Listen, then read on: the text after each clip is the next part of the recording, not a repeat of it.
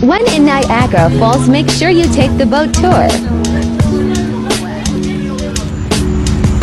Wear your poncho, because you will get wet, especially on the top level.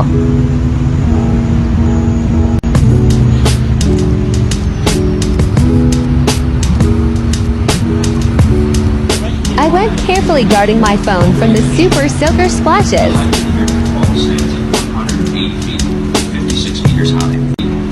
56 meters high. Its crest line, 1,075 feet, or 328 meters wide.